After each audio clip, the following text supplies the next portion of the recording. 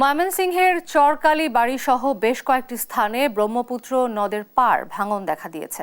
আরো জানাতে সরাসরি যুক্ত হচ্ছেন সহকর্মী ইলিয়াস আহমেদ। ইলিয়াস, ভাঙন রোধে কর্তৃপক্ষ কোন ব্যবস্থা নিচ্ছে আমাদেরকে জানাবেন। গর্বে বিলীন হচ্ছে কৃষকের স্বপ্ন। আমরা দেখেছি যে প্রতিনিয়ত কিন্তু সেই ভাঙনের কবলে পড়ছে কৃষকের ফসলি জমি, যার কারণে কিন্তু তারা একেবারেই দিশেহারা হয়ে পড়েছেন এবং কর্তৃপক্ষ বলছেন যে তারা কিন্তু প্রয়োজনীয় ব্যবস্থা নেয়ার লক্ষ্যে কিন্তু তারা ভাঙন এলাকা পরিদর্শন করে মন্ত্রণালয় বরাবর আবেদন পাঠাবেন, সেই বিষয়টি বলছিলেন। আমি এখন রয়েছি চর জেলখানার চর এলাকায় রয়েছি, অর্থাৎ সেই এলাকাটি আপনার মাধ্যমে দর্শকদের দেখাতে চাই। ব্রহ্মপুত্র নদের পানির স্রোতে কিন্তু সেই এলাকার ফসলি জমির যে মাটি রয়েছে সেই মাটিগুলো একেবারেই ভেঙে ভেঙে পড়ছে, যার কারণে কিন্তু কৃষকের অনেক আবাদি জমি রয়েছে। সেই আবাদি জমিগুলো কিন্তু তারা নিয়ে অনেক হতাশা প্রকাশ করেছেন এবং তারা বলছেন যে কর্তৃপক্ষ যদি দ্রুত ব্যবস্থা না নেয় তাহলে তাদের যে অবস্থা সেটি কিন্তু আরও বেগতিক হবে, সেই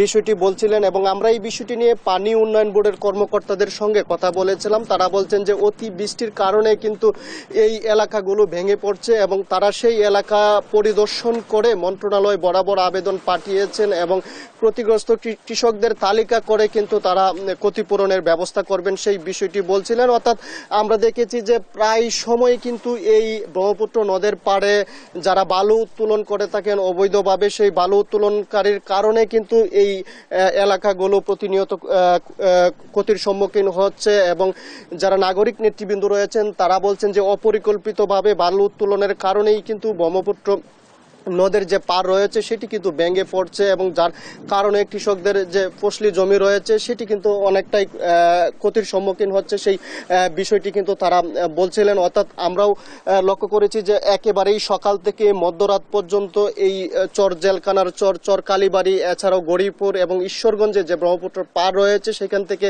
অপরিকল্পিতভাবে বালু উত্তোলন করে কিন্তু সাধারণ শ্রমজীবী মানুষ যারা আছেন তারা কিন্তু জীবিকা নির্বাহ করে থাকেন, যার কারণে এই ভাঙনের মাত্রা কিন্তু যার কারণে আরো বেশি বাড়ছে, সেই বিষয়টি কিন্তু আমরা লক্ষ্য করছি। এবং এই ভাঙনের অপরিকল্পিতভাবে বালু উত্তোলন ঠেকাতে কিন্তু প্রয়োজনীয় পদক্ষেপ নেওয়ার কথা কিন্তু তারা জানিয়েছেন, অর্থাৎ কর্তৃপক্ষ জানিয়েছেন এবং তারা বলছেন যে এই ভাঙন রোধ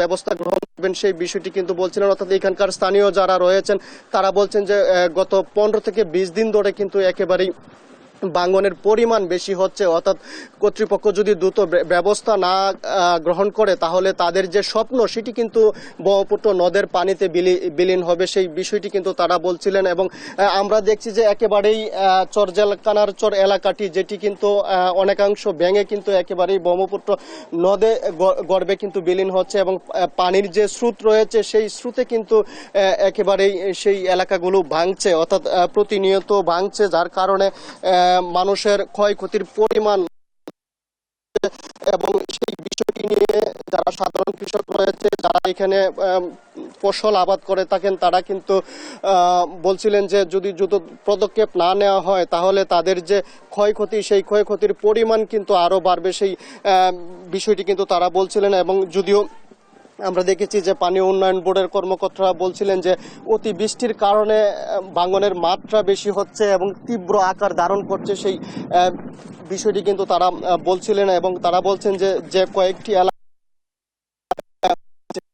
এলাকা কিন্তু তাদের পরিদর্শন রয়েছে সেটি কিন্তু ইতিমধ্যেই তারা পরিদর্শন করছে এবং একেবারেই যে কয়েকটি এলাকায় ক্ষয়ক্ষতি হয়েছে সেই এলাকাগুলো ভাঙন রোধে কিন্তু তারা প্রয়োজনীয় ব্যবস্থা গ্রহণ করেছেন এবং আমরা দেখছি যে তাদের যে প্রয়োজনীয় ব্যবস্থা সেটি কিন্তু তারা প্রয়োজনীয় ব্যবস্থা কিন্তু গ্রহণ করেছেন এবং সেই লক্ষ্যে কিন্তু ভাঙন রোধ ঠেকাতে তাদের যে কার্যকরী পদক্ষেপ সেটি কিন্তু আমরা লক্ষ্য করেছি। এবং তারা বলছেন যে ইতিমধ্যেই বৃষ্টির পরিমাণ কমেছে এবং ভাঙন রোধে কিন্তু বৃষ্টি না হওয়ার কারণে কিন্তু ভাঙন কিছুটা কমেছে, সেটি পানি উন্নয়ন বোর্ডের কর্মকর্তারা জানিয়েছেন। এবং যেই ক্ষতিগ্রস্ত এলাকা রয়েছে সেই এলাকাগুলো কিন্তু তারা পরিদর্শন করে এবং কৃষকদের তালিকা করে তারা প্রয়োজনীয় ক্ষতিপূরণ দেওয়ার ব্যবস্থা করবেন। এই ছিল আমার কাছে ময়মনসিংহের ব্রহ্মপুত্র নদের পার ভাঙনের কারণে যে ক্ষয়ক্ষতি হচ্ছে তা নিয়ে সর্বশেষ তথ্য।